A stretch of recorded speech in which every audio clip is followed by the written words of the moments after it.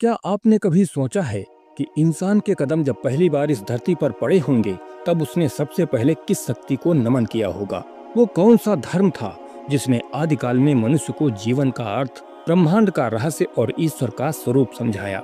बौद्ध, ईसाई, इस्लाम आदि सभी धर्मों के अनुयायी अपने अपने धर्म को सबसे प्राचीन बताते हैं और सीधे सृष्टि आरंभ से जोड़ते हैं। जब हम कहते हैं कि फला धर्म दुनिया का सबसे पुराना धर्म है, तो असली सवाल होता है कि पुराना कहने का आधार क्या है।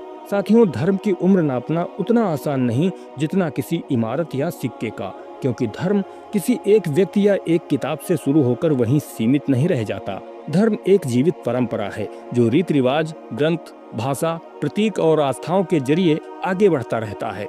इतिहासकार कहते हैं कि सभ्यताएं बदली, साम्राज्य मिटे, धर्मों का उदय और पतन हुआ, लेकिन आज भी एक ऐसा धर्म है जो वैसा ही जीवित है जैसा हजारों लाखों साल पहले था। लेकिन सवाल वही कि दुनिया का सबसे पुराना धर्म कौन सा है? नमस्कार, स्वागत है आपका डिकोडिंग धर्मा पर। यहाँ हम धर्म को अंधविश्वास नहीं बल्कि तर्क, विज्ञान और प्रमाणों के प्रकाश में समझने की कोशिश करते हैं। तो चलिए सबसे पहले समझते हैं कि आखिर किसी भी धर्म को सबसे पुराना कहने का आधार क्या होता है। क्या यह केवल उस धर्म के ग्रंथों की उम्र है? क्या यह केवल पुरानी मूर्तियों की तारीख है, या फिर उस धर्म का असली पैमाना उसकी जीवंत परंपरा? धर्म की उम्र मापने के लिए विद्वान कई मापदंड अपनाते हैं, जैसे पुरातात्विक प्रमाण, ग्रंथ, परंपराएं, बाहरी संदर्भ और सबसे जरूरी सांस्कृतिक निरंतरता। यानी क्या हजारों साल पुराने प्रतीक और मंत्र आज भी वैसे ही प्रचलित हैं? पुरातात्विक प्रमाण। जब हम मानदंडों के प्रकाश में इतिहास को देखते हैं तो सबसे पहले हमारी नजर जाती है सिंधु सरस्वती सभ्यता पर। जी हाँ, वही सभ्यता जो आज से करीब 5000 साल पहले तक अपने चरम पर थी। मोहनजोदड़ो, हड़प्पा, लोथल, राखीगढ़ी और कालीबंगा जैसे स्थलों से हमें ऐसे प्रमाण मिले हैं जो हैरान कर देने वाले हैं। जी हाँ, कालीबंगा सभ्यता लगभग 4500 साल पुरानी है और यहाँ खुदाई में मिले हैं अग्निकुंड।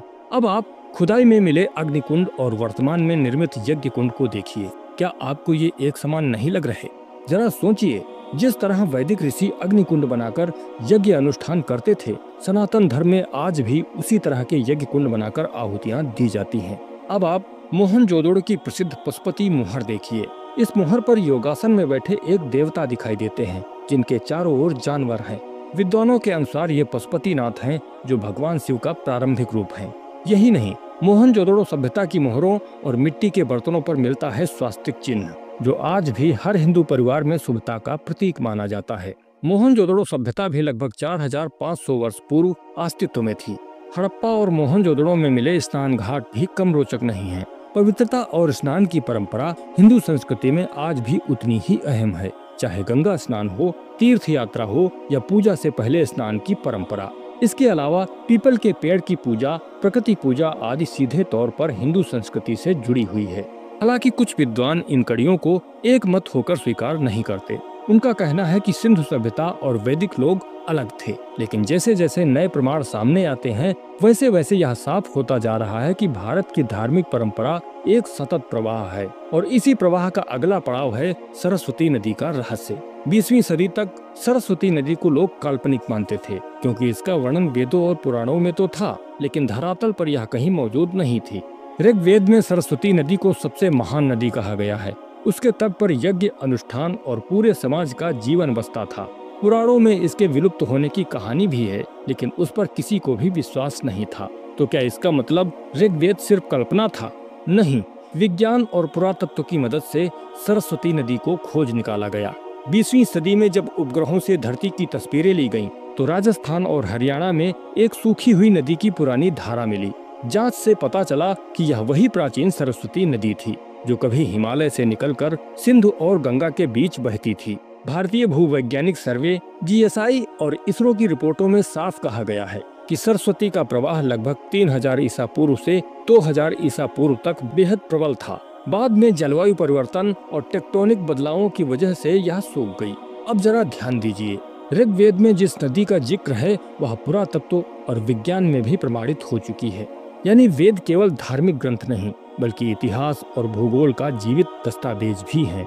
और यही तथ्य हिंदू धर्म को और भी विशिष्ट बना देता है, क्योंकि ऐसा कोई धर्म नहीं है जिसके ग्रंथों का भूगोल हजारों साल बाद विज्ञान द्वारा प्रमाणित हो रहा हो। ऋग्वेद किसी एक व्यक्ति या पैगंबर की वाणी नहीं है, बल्कि सैकड़ों ऋषियों द्वारा रचित हजारों मंत्रों का संग्रह है। इसमें प्रकृति की शक्तियों की स्तुति है, लेकिन यह स्तुति सिर्फ पूजा नहीं, बल्कि ज्ञान, गणित, खगोल और विज्ञान की झलक भी है।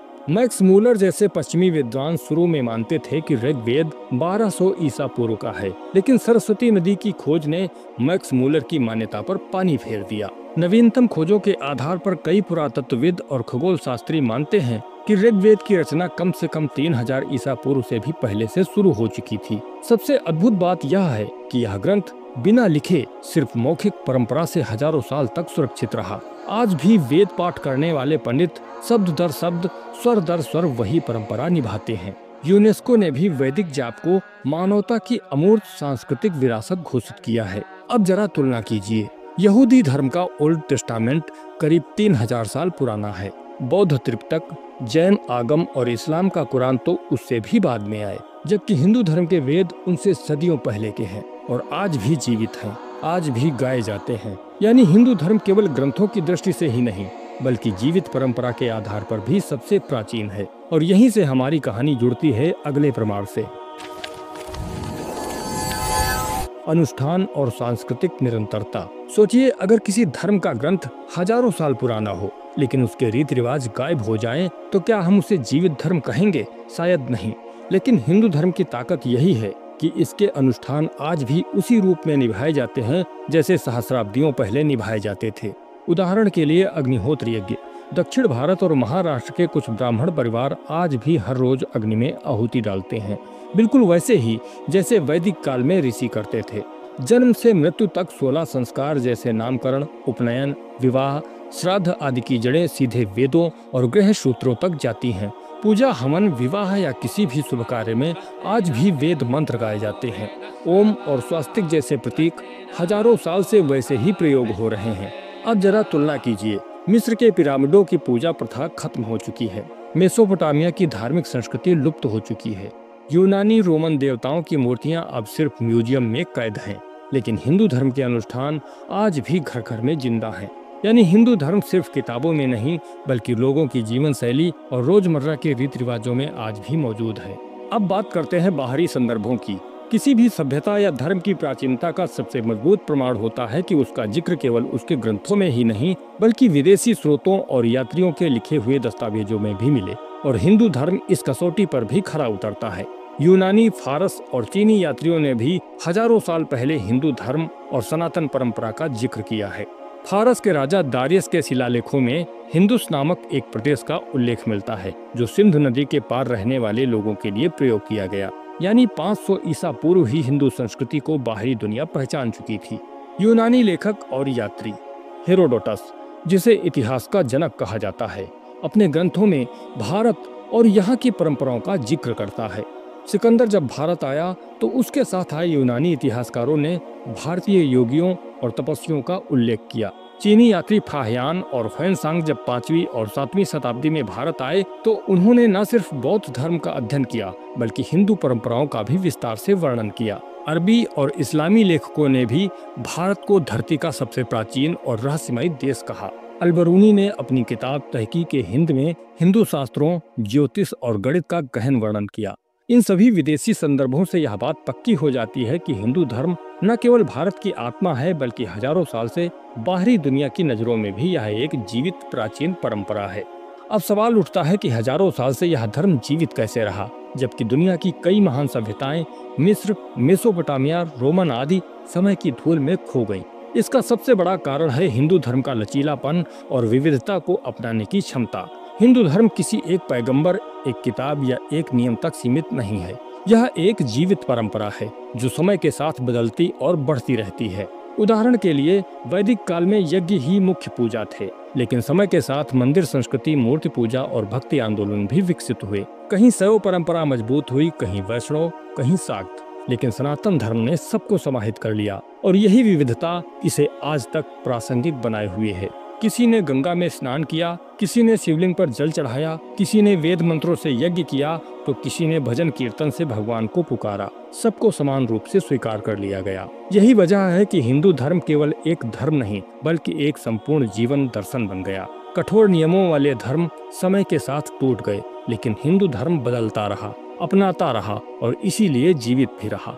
तो साथियों, हमने देखा कि कैसे सिंधु सरस्वती की सभ्यता से लेकर वेदों की ऋचाओं तक, ऋषियों के यज्ञ से लेकर आज घर घर में होने वाले संस्कारों तक, विदेशी यात्रियों की गवाही से लेकर आधुनिक विज्ञान की खोजों तक, हिंदू धर्म केवल किताबों का इतिहास नहीं बल्कि जीवित परंपरा है। यही कारण है कि इसे सनातन धर्म कहा जाता है, क्योंकि इसकी जड़ें सिर्फ अतीत में नहीं बल्कि वर्तमान और भविष्य में भी हैं।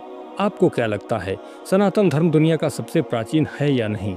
हमें कमेंट करके जरूर बताएं। अगर आपको यह वीडियो ज्ञानवर्धक लगा हो तो इसे लाइक करें, शेयर करें और हाँ, चैनल को सब्सक्राइब जरूर करें। तो मिलते हैं अगले एपिसोड में। वंदे मातरम, जयतु धर्मा।